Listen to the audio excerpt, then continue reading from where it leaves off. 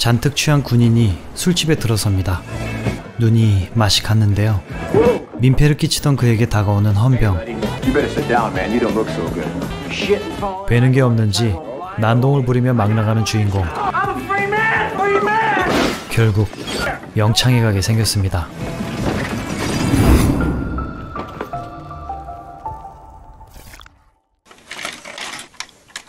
며칠 전 주인공 B는 휴가를 받아 고향에 왔습니다.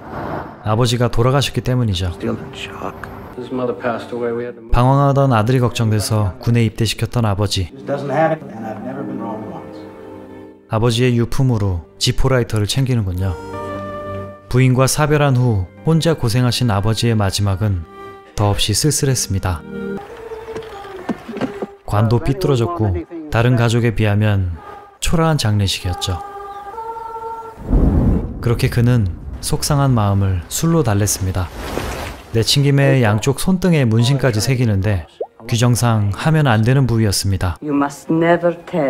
결국 깽판을 치다가 헌병대에 검거. 일단 치료부터 받게 됐죠. 군생활할 마음이 싹 가셨지만 맘대로 전역시켜주면 그게 군대겠습니까? 처벌은 영창 90일로 확정됐네요. 그렇게 입창하는 길, 한 간부가 다가옵니다. 아주 깐깐한 영창 담당 간부 맥키니 상사. 말이 짧다며 트집부터 잡는데요. 알아서 기라고 하자 까칠한 그의 대답. 군생활 미련도 없고 비위 맞춰줄 생각이 없습니다. 말이 계속 짧고 벌점이 쌓이는군요. 관리병은 적당히 팁을 주지만 과연 그 팁을 따를까요? 막사의 수감 인원들은 모두 흑인이었고 엮이기 싫은 건 마찬가지였죠. 파랑약을 줄 것 같은 이 스토크스가 분대장입니다. 자연스럽게 담배를 뺏어가는군요. 스푼, 로렌스, 웹, 이들은 어떤 범죄를 저지르고 온 걸까요? 스위트란 친구가 그나마 순해 보입니다. 혼자만 백인이지만 그래도 분대장은 잘 지내보자며 다독이는군요. 그렇게 밤이 지나고 기상나팔 따윈 없는 아침입니다. 점호가 시작되는데요. 깐깐한 점호에 벌점들이 쏟아집니다.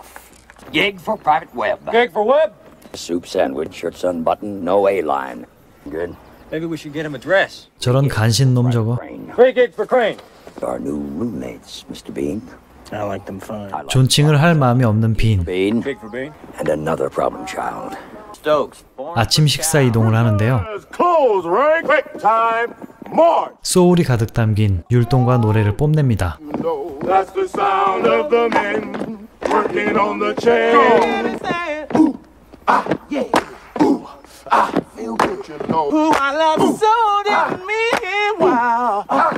빈에겐 문화 충격이었죠.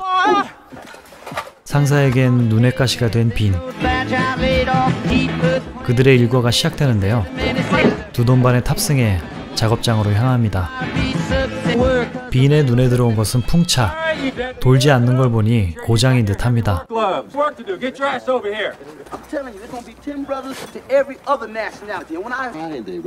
계속 신경을 쓰던 빈은 직접 가보는데요. 금지구역이었고 단독 행동에 쿠사리를 먹지만 풍차를 수리할 수 있을 것 같았습니다. 어릴 때 아버지랑 수리했던 경험이 있었죠.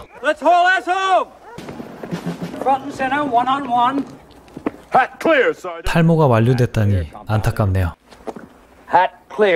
이제 사사건건 트집을 잡는데 빈 또한 굽힐 맘이 없었습니다. 식사이동엔 역시나 노래. 풍차 수리 허가를 받아달라고 요청하는군요. 전직 복싱선수 웹의 수상한 행동. 아버지의 유품이 없어졌습니다. 결국 성질을 못 이긴 웹. 완투 빤치에 그만 쓰러지고 말았습니다. 이거 일이 커지겠군요. 다음날 누구 짓이냐 묻지만 끝까지 불지 않는 빈. 처음엔 잘해보라더니 그들 편을 드니까 뿔이 난 걸까요? 식사 맛있게 하십시오. 당연히 상사는 수리 허가를 내줄 리 없었고 상부에 직접 요청하기로 합니다. 그리고 휴식 시간, 농구로 한판 뜨자는 빈. 이기면 풍차 수리를 도와달라는군요. 그런데 의외로 선전하던 빈이 접전 끝에 이겼습니다. 이어지는 일과 시간, 괜히 돌을 쌓고 옮기고 무의미한 노역들이 계속됩니다. 결국 수리 허가를 받아냈지만 상사는 모든 걸 지켜보고 있었죠. 동료들은 어떤 범죄를 저질렀나 궁금했는데요. 몇몇은 억울하게 들어온 거였습니다. 흑인 차별의 냄새도 솔솔 났죠. 빈이 풍차를 고치려는 건 아버지와의 추억을 되살리고 싶어서일지 모릅니다. 상사는 무슨 꿍꿍이일까요? 빈은 점차 융화되기 시작하지만 상사는 아들 존과 트러블이 많았습니다. 화 많고 고압적인 아버지의 전형이었죠. 그렇게 과음을 해버린 상사. 아들처럼 자신을 무시하는 빈 놈이 더 괘씸한 밤입니다. 취하자 더 과격해진 꼰대 상사 맥키니. 대충 정리가 됐습니다. 저 간신놈 저거. 여전히 물러설 마음이 없는 빈은 풍차 수리에 열을 올립니다.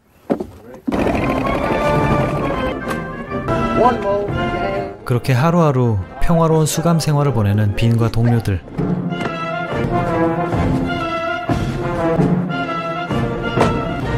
면회온 동기 녀석의 말에 따르면 곧 베트남전에 투입된다는 소식. 까칠하던 성격도 변해가고 있었습니다. 교회에서 소울을 뽐내는 스위트. 상사가 갑자기 빈을 호출하는데요. 어린 놈에게 지지 않기 위해 미리 연습까지 하는 치밀함. 그렇게 녀석이 왔지만 초장부터 말리는군요. 아들 같아서 더 신경 써줬다고 하지만 이 둘의 관계는 시작부터 꼬여버렸죠.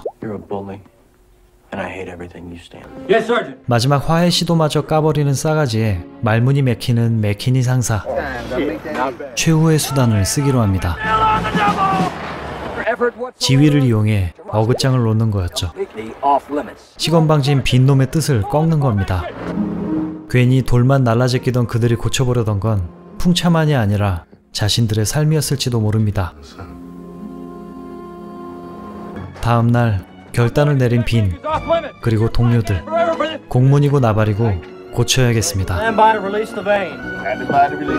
마침내 풍차는 돌아가고 쏟아지는 지하수 펌프. 모두 같이 해냈습니다. 그리고 얼마 후 한밤중에 집합이 걸리는데요. 난데없는 훈련이 시작됩니다. 물론 그건 구실일 뿐 수감자들의 즐거운 일상이 꼴보기 싫었던 거였죠. 곱게 복귀할 마음조차 없는 맥키니 상사. 오늘 아주 날 잡은 것 같습니다. 언제나 그들이 못마땅했군요. 날 쏘고 도망치라는 건지 정신나간 게임을 제안하는데요. 또 시비 거는 상사.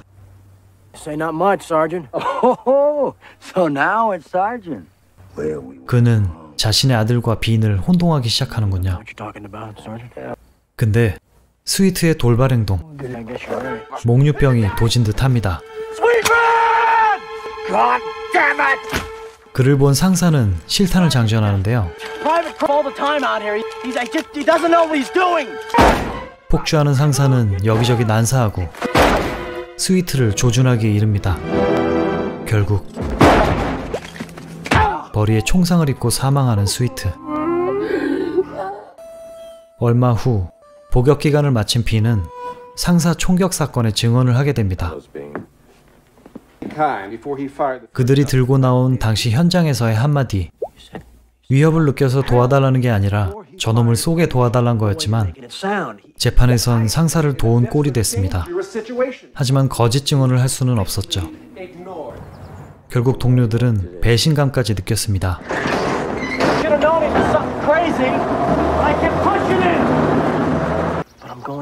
베트남 출발 전에 들렀지만 아직도 마음이 안 풀린 동료들. 선물만 둔 채 돌아설 수밖에 없었습니다. 가명으로 사형은 면했지만 수감되어 심리치료를 받고 있는 상사. 오랜 군생활 끝에 그가 만든 왕국은 요 조그만 방이 다였습니다. 그림 속 풍차처럼 자신도 아들과의 관계를 고치고 싶었겠죠. 베트남으로 떠나는 날, 관리병과 인사를 나눴지만 아직 동료들은 냉랭했습니다. 아쉽게 떠나려던 그때 뽀리꾸는 자백과 함께 마음속 안부를 전하네요. 그리고 무뚝뚝한 그들은 어색한 화해 대신 그들만의 몸짓으로 깊은 우정을 확인합니다. 그리고 얼마 후 B는 베트남전에 투입되어 고블린 병장과 반지 하사를 만나게 되는데 1990년작 병창투쟁이었습니다. 마지막엔 농담처럼 플래툰과 엮어봤지만 마냥 농담 같지만은 않은 것이 병창투쟁의 빈과 플래툰의 테일러는 사회적 약자의 편에 선다는 것이 비슷합니다. 60년대 후반을 배경으로 한 영화답게 흑인 인권에 대한 고민도 담겨 있습니다. 실제 범죄를 저지른 병사들도 있었지만 선입견과 차별로 인해 억울한 케이스가 많은 걸로 묘사되죠. 애초에 주인공 B는 흑인들에게 좋거나 싫거나 별 감정이 없었지만 막상 그들이 겪은 일들을 보면서 다 같은 사람이란 생각을 갖게 되는데요. 게다가 계급이란 무기로 그들을 핍박하는 상사라는 존재가 더욱 저항심을 불타게 만들었습니다. 얼마나 머리에 피도 안 마른 이등병에게 지기 싫었으면 사무실에서 대사 연습까지 하는 맥키니 상사. 생각대로 풀리지 않자 이런 대사를 하죠. 자네 또래의 아들이 있는 거 아나? 생일날 아들에게도 무시당하자 병사들에게 화풀이를 하는 최악의 상사였던 것이죠. 또한 이 대사의 아이러니는 자네 또래의 아들이 있는 게 아니라 그의 실제 아들이 눈앞에 찰리 신이라는 겁니다. 맥키니 상사 역에 배우는 마틴 신, 빙의병은 찰리 신, 부자간의 대립이 성사된 거였죠. 게다가 추가로 말 잘 듣는 관리병 제럴드 역에 배우는 마틴 신 가문 둘째 아들인 라몬 에스테베즈였습니다. 첫째는 프리젯과 맥시멈 오버드라이브의 에밀리오 에스테베즈, 둘째는 라몬 에스테베즈, 막내가 바로 찰리 신인데요. 3부자가 한 영화에 출연하는 진기한 장면이 연출됐죠. 가족끼리 다 해먹네라고 생각할 수 있지만 처음부터 의도한 바는 아니었다고 합니다. 깡패 상사 맥키니 역의 배우는 언더시즈로 유명한 게리 부시였는데요. 실제 촬영도 진행했지만 나흘째 되던 날 비협조적인 태도 때문에 해고됐습니다. 결국 그 빈자리를 감독인 마틴 신이 직접 연기하게 되었는데요. 대타였다고 믿기지 않을 만큼 꽉 막힌 성격 파탄자 역할을 훌륭하게 소화해냈죠. 감독인이 누구보다 역할을 잘 알았겠지만 역시 지옥의 묵시록 윌러드 대위의 짬은 어디 가지 않았습니다. 추가로 극중 스토크스 역의 로렌스 피시번도 지옥의 묵시록에 출연했었죠. 그나저나 인간 모피어스인 로렌스 피시번이 이번 매트릭스 소편에 나오지 않는다니 아쉬울 따름이네요. 이 영화는 원작 소설이 있습니다. 1968년 고든 위버의 작품인데요. 워낙에 오래됐고 국내엔 들어오지 않은 작품이라 내용을 확인할 수는 없었습니다. 다만 해외 리뷰에 따르면 소설에선 표현되기 힘든 식사 이동간 행했던 노래와 댄스 때문에 영화 버전을 좋아하는 사람들이 많았습니다. 범죄자들을 건설 등 사회봉사 인력으로 투입했던 시절을 표현한 음악인 체인갱을 편곡한 거라고 하는데요. 극중 스위트 역으로 나온 해리 스튜어트의 작업물입니다. 교회에서 소울을 담아 부르던 자작곡도 인상적이었죠. 이렇게 자칫 삭막하고 밋밋할 수 있는 군대 영화에 음악과 춤이 활력을 불어넣은 예로 볼 수 있겠습니다. 그들 사이에 융화되고 있다는 걸 춤 익히는 장면을 통해 자연스럽게 표현할 수 있었죠. 상징적인 의미였던 풍차, 빈과 상사의 갈등이 증폭된 요소이기도 했지만 굳이 풍차를 고치려던 이유는 돌아가신 아버지와의 추억을 떠올리게 하는 요소였기 때문이죠. 심리치료를 받던 상사가 그리던 그림이 아이러니하게도 풍차였는데 그도 아들과의 사이를 그림 속 풍차처럼 고치고 싶었던 건 아닐까 추측해봅니다. 다시금 부모님과의 사이, 아이들과의 사이를 생각하게 만드네요. 군대 가시는 모든 분들 몸과 마음 모두 건강히 전역하시길 기원합니다. 오늘도 봐주셔서 감사해요.